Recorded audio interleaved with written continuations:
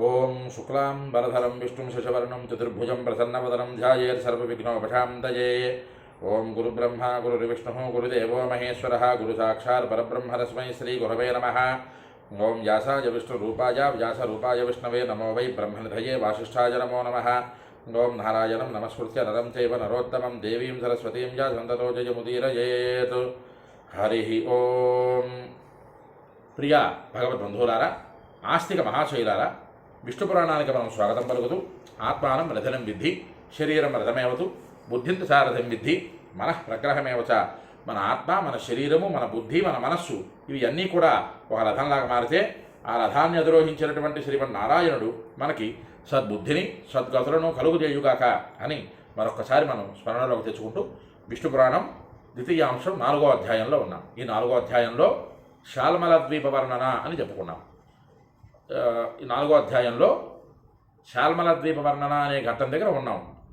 కిందటి వీడియోలలో, కిందటి ఘట్టాలలో చక్కగా ప్లక్షద్వీప వర్ణన అని మనం తెలుసుకుంటూ అందులో ఉండేటటువంటి సప్త నదులు, ఆ నదులు పేర్లు వింటేనే మనకు ఉండే సమస్త పాపాలని పటాపంచలైపోతాయి అని పరాశరులు వారు చెప్పారు. ఆ నదుల పేర్లను ఒక్కసారి ఉటంకించుకుంటూ అనుతప్తా శిఖీ చైవ విపాషా త్రిదివాక్లమ అమృతా సుహృదా చైవ సప్తయిత సత్ర నిమ్నగాహ. ఇక్కడ ఉండేటటువంటి 7 నదులు అనుతప్త, శిఖి, విపాష, త్రిదివ, అక్లమ, అమృత, సుకృత. ఈ 7 పేర్లని ఒక్కసారి మనం తలుచుకుంటేనే చాలును మనకుండే సమస్త పాపములు పటాపంచలైపోతాయి. అందుకోసం ఆ పేర్లను ఒక్కసారి ఉటంకించుకుంటూ ఇక్కడ శాల్మల ద్వీప వర్ణన అనే ఘట్టం దగ్గర మనం ఉన్నాం. ఈ శాల్మల ద్వీపంలో ఇందాకలా కిందటి వీడియోలలో చెప్పుకున్నట్లుగానే జంబూద్వీపము, లక్షద్వీపము, శాల్మల ద్వీపము, ఆ తర్వాత వచ్చేటటువంటి ద్వీపాలు. ఈ ద్వీపాలలో ఉండేటటువంటి విశేషణం ఏంటయ్యా అంటే ఒక్కొక్క ద్వీపంలో 7 నదులు ఉన్నాయి. ఆ 7 నదులు కూడా అతి పవిత్రమైనటువంటి నదులు, ఎటువంటి కలుషితం లేనటువంటి నదులు. ఆ నదుల ద్వారా వచ్చేటటువంటి పరమ పవిత్రమైనటువంటి జలాలని పుచ్చుకునేటటువంటి వారు ప్రహృష్టమైనటువంటి మనస్సుతో ఉండినటువంటి వారై దగ్గర దగ్గర కొన్ని వేల సంవత్సరాల జీవనాన్ని సాగిస్తూ అంత్యమందు విష్ణుపద ప్రాప్తిని పొందుతున్నారు అని ప్రతి ఒక్క అధ్యాయంలో కూడా ఆ 7 నదులు గురించి ఉటంకించారు పరాశరుల వారు. ఈ రోజులలో మనం తెలుసుకోవలసింది ఏంటయ్యా అంటే ప్రకృతి సహజ సిద్ధంగా ఉండేటటువంటి వేటిని మనం పాడు చేయకూడదు. పాడు చెయ్యని నాడు అవి మనకి ఖచ్చితమైనటువంటి నిర్దిష్టమైనటువంటి ఆరోగ్యాన్ని ప్రసాదిస్తాయి. నదులు అవ్వచ్చును, వృక్షాలు అవ్వచ్చును, మిగతా ఇతరత్ర పర్వతాలు అవ్వచ్చును, ఏవైతే అవి మనం వాటిని ఎంత జాగ్రత్తగా చూసుకుంటామో మనకి అవి అంత జాగ్రత్త అయినటువంటి ప్రహృష్టమైనటువంటి వాతావరణాన్ని కల్పిస్తాయి అని మనం తెలుసుకుంటూ శాల్మల ద్వీప వర్ణన అనే ఘట్టం మనం ప్రారంభం చేసుకుంటున్నాం. హరి ఓం. శాల్మలస్యేశ్వరో వీరో వపుష్మాం తత్సుతాన్ శృణు తేషాం తు నామ సంజ్ఞాని సప్తవర్షాన్ని తాని వై. పరాశరుల వారు ప్రారంభం చేస్తూ శాల్మల ద్వీపానికి అధిపతి అయినటువంటి వపుష్మంతుడు కదా, ఆయనకి 7 కుమారులు కలడు. వారు సప్తవర్షాల గురించి చెబుతాను, ఆలకించు. ఇక్కడ మనం తెలుసుకోవాల్సినటువంటి విషయం ఏంటయ్యా అంటే వపుష్మంతుడు అనేటటువంటి ఆయన శాల్మల ద్వీపానికి అధిపతి. ఆయనకి 7 కుమారులు. ఆ 7 కుమారులు కూడా వారి పేర్లే సప్తవర్షాలుగా ఇక్కడ ఉన్నాయి. గంధమాదన వర్షం, ఇలాగా మనం కిందటి వీడియోలలో చెప్పుకున్నాం కదా, అలా ఇలావృత వర్షం, ఇలాగా ఇక్కడ కూడా 7 పేర్లతో కలిసి ఉండేటటువంటి ఆ 7 కూడా వపుష్మంతుడి తరకు కుమారులు అని చెబుతూ శ్వేతోధహరితశైవ జీమూతో రోహితస్తథ వైద్యుతో మానవాశైవ సుప్రభశ్చ మహామునే అని చెబుతున్నారు. ఓ మహాముని మైత్రేయ మహర్షి, శ్రద్ధగా ఆలకించు. ఈ 7 ఒకడు శ్వేతుడు, హరితుడు, జీమూతుడు, రోహితుడు, వైద్యుతుడు, మానసుడు, సుప్రభుడు అనేటటువంటి వారు 7. ఈ 7 కూడా శాల్మలయన సముద్రోసౌ ద్వీపేనేక్షు రక్షోదక విస్తారాద్విగుణేనాథ సర్వత సవృతస్థిత.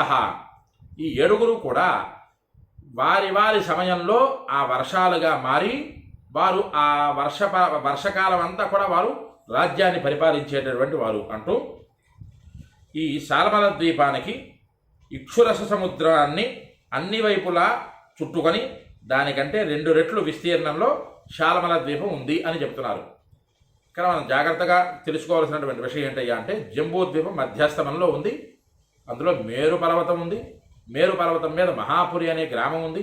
ఆ గ్రామంలో బ్రహ్మదేవుడు నివసిస్తాడని, ఆ బ్రహ్మదేవుడి సభ బ్రహ్మ తాలూకా ఈ మిగతా వృత్తాంతం అంతా అక్కడ నివసించిందని, దాని దిగువ భాగంలో ఉండేటటువంటి ద్వీపాలు ఇవన్నీ కూడా జంబూ ద్వీపం గురించి తెలుసుకుంటూ శాల్మల ద్వీపము, ఈ శాల్మల ద్వీపము లక్షద్వీపానికి చుట్టూతా ఉన్న 1,00,000 యోజన పరిమిత విస్తీర్ణంలో జంబూ ద్వీపం ఉంటే 2,00,000 యోజన పరిమిత విస్తీర్ణంలో లక్షద్వీపము, 3,00,000 యోజన పరిమిత విస్తీర్ణంలో శాల్మల ద్వీపము.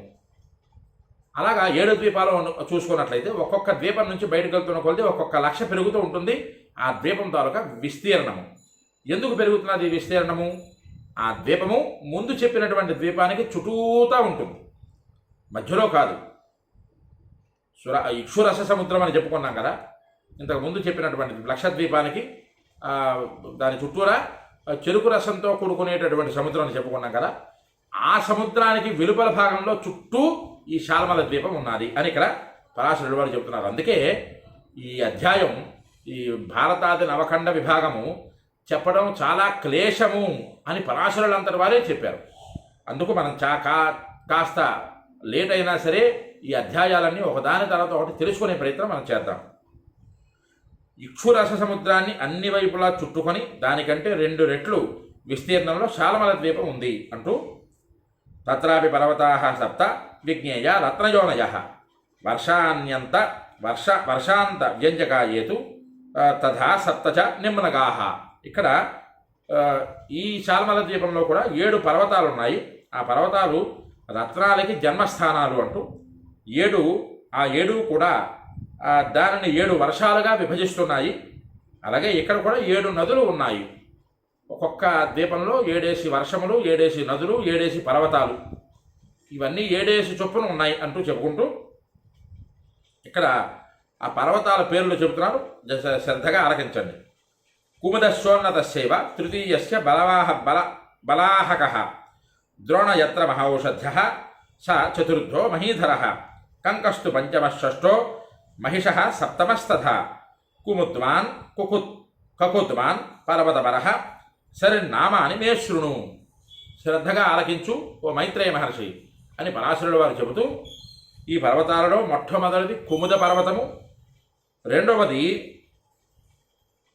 బలాహకము, రెండవది ఉన్నతము, మూడవది బలాహకము, నాలుగవది గొప్ప ఓషధులకి నిలయమైనటువంటి ద్రోణ పర్వతము, ఐదవది కంక పర్వతము, ఆరవది మహిష పర్వతము, ఏడవది పర్వత శ్రేష్టమైనటువంటి కకుద్మంతము అని 7 పర్వతాల పేర్లు చెబుతూ ఇక నదుల పేర్లు చెబుతున్నారు పరాశరుడు వారు. శ్రోణిస్థోయ వితృష్ణాచ చంద్ర ముక్త విమోచని నివృత్తి సప్తమి శతాసాం స్మృతాస్థాః పాపశాంతిదాహ.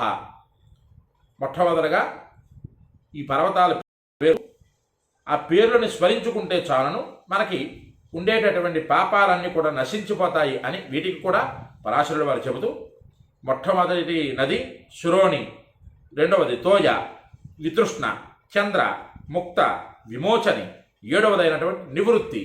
ఈ 7 నదుల పేర్లని తెలుసుకున్నంత మాత్రం చేత మనకి ఉండే పాపములన్నీ కూడా నశించిపోతాయి అని చెబుతూ శ్వేతంచ హరితంచైవ వైద్యుతం మానసం తథా జీమూత రోహితే చైవ సుప్రభం చాతిశోభనం సప్తయితాని తు వర్షాని చాతుర్వర్ణ యుతాని వై శాల్మలే ఏతు వర్ణాశ్చ వసంత్యేతే మహామునే. ఓ మునీశ్వర, శ్వేతము, హరితము, వైద్యుతము, మానసము, జీమూతము, రోహితము, శుభప్రదమైనటువంటి సుప్రభము, ఈ 7 కూడా అక్కడ ఉండేటటువంటి పర్వతాల దగ్గర ఉండేటటువంటి వర్షకాల ప్రమాణముల తాలూకు పేర్లు. అలాగే అందులో ఉండేటటువంటి చాతుర్వర్ణ వ్యవస్థ ఉన్నది. శాల్మల ద్వీపంలో ఉన్న వర్ణాలు ఈ విధంగా ఉంటున్నాయి అంటూ మనకి ఈ రోజులలో జంబూ ద్వీపంలో బ్రాహ్మణ క్షత్రియ వైశ్య శూద్రులు ఎలా ఉన్నారో, అలాగే ప్రక్షద్వీపంలో 4 వర్ణాలు ఏమిటున్నాయో ఇక్కడ శాల్మల ద్వీపంలో ఉండేటటువంటి 4 వర్ణాల పేర్లు చెబుతున్నారు పరాశరుడు వారు. కపిలాశారుణా పీతా కృష్ణశైవ పృథక్ పృథకు బ్రాహ్మణా క్షత్రియా వైశ్యా శూద్రశైవ శూద్రాశైవ యజంతితే. ఇలా పరాశరులు వారు ఉటంకిస్తూ శాల్మల ద్వీపంలో ఉండేటటువంటి 4 వర్ణములు ఏమిటవి? మొట్టమొదటిది కపిలము, రెండవది అరుణము, మూడవది పీతము, 4వది కృష్ణము. ఈ 4 కూడా బ్రాహ్మణ క్షత్రియ వైశ్య శూద్రులు ఎలా అయితే ఉన్నారో వారు కూడా శాల్మల ద్వీపంలో అదే రకంగా ఉన్నారు. చాతుర్వర్ణ వ్యవస్థ నిలబడింది అక్కడ అని చెబుతూ భగవంతం సమంతస్య విష్ణుమాత్మానం అవ్యయం వాయుభూతం ముఖైశ్రేష్టై యజ్వినో యజ్ఞ సంస్థితం. వారందరూ కూడా అక్కడ ఉండేటటువంటి శాల్మల ద్వీపంలో ఉండేటటువంటి వారందరూ కూడా యజనశీలులై జాగ్రత్తగా ఈ పదం గట్టిగా పట్టుకోండి. యజనశీలులై సమస్తము తానే అయిన వారిని, అన్నిటా వ్యాపించయందు ఉన్నవారిని, సర్వాత్ముని, అవ్యయుడిని, యజ్ఞస్వరూపుడైన వారిని, వాయుభూతుడైనటువంటి శ్రీ మహావిష్ణు భగవానుని ఉత్తమములైన యజ్ఞయాగాది క్రతువులతో యాజిస్తున్నారు. యజనశీలులై వారికి యజ్ఞముయందు ఎక్కువగా తృష్ణ ఉన్నది. యజ్ఞయాగాది క్రతువులు చేయాలి అనేటటువంటి ఆలోచన ఎక్కువగా ఉన్నటువంటి వారు భగవంతుడైనటువంటి శ్రీమన్నారాయణుణ్ణి సర్వకాలముల యందు యాచిస్తూ ఉన్నారు. యాచించడం ఈ రోజుల్లో మనం యాచన అని పేరు మార్చేశాం, కానీ యాజనము క్రతువు చెయ్యడము చేయించడము ఇవి 2 కూడా చేస్తున్నారు వాళ్ళు అన్నది ఆ పరాశరులు వారు చెబుతూ దేవానమత్ర సాన్నిధ్య మతేవ సుమనోహరే శల్మలి సుమహాన్ వృక్షో నామ్నా నిర్వృత్తికారకాః.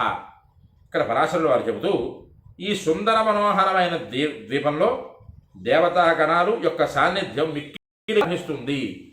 యజ్ఞయాగాది క్రతువులు చేసిన వారికి ఖచ్చితంగా భగవంతుడు అనుగ్రహం కలిగి తీరుతుంది. ప్రత్యక్ష నిదర్శనాలు అవుతున్నటువంటి రోజులు ఇవి.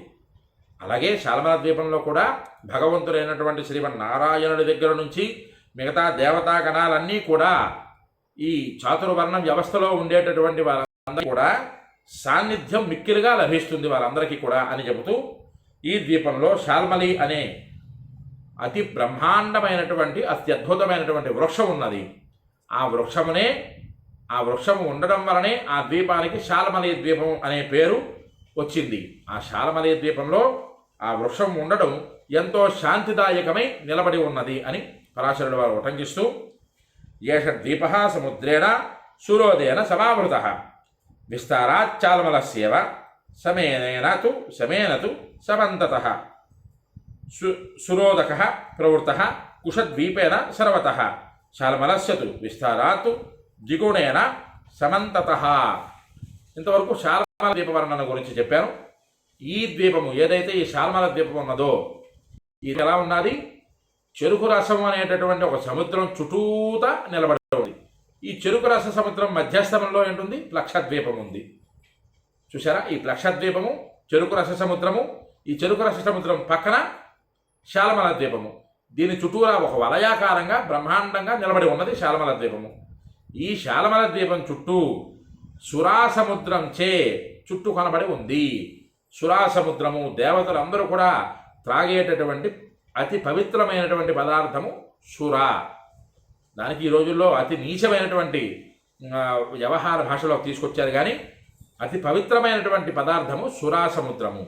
మనకి గంగ ఎంత పవిత్రమో దేవతలకి సురాపానము అంత పవిత్రమైనటువంటిది అంటూ దాని విస్తీర్ణం నలువైపులా శాల్మల ద్వీపం అంత ఉన్నది. ఆ సురాసముద్రం శాల్మల ద్వీపం చుట్టుకొనబడి ఉంది. ఆ సముద్రం మధ్యస్థంలో శాల్మల ద్వీపం ఉంది. ఈ సురాసముద్రం నలుదిక్కులా కుశద్వీపంచే చుట్టుకొని ఉంది. కుశద్వీప విస్తీర్ణంలో అన్ని వైపులా శాల్మల ద్వీపానికి 2 రెట్లుగా ఉంది.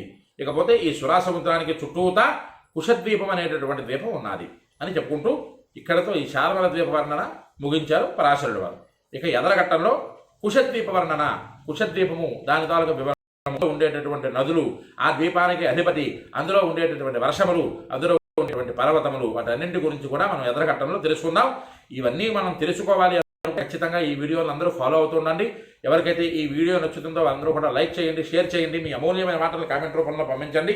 విష్ణు పురాణాలు మీరు వినండి, తరించండి, 10 మంది చేత వినింపజేసి తరింపజేయండి. హరి ఓం స్వస్తి.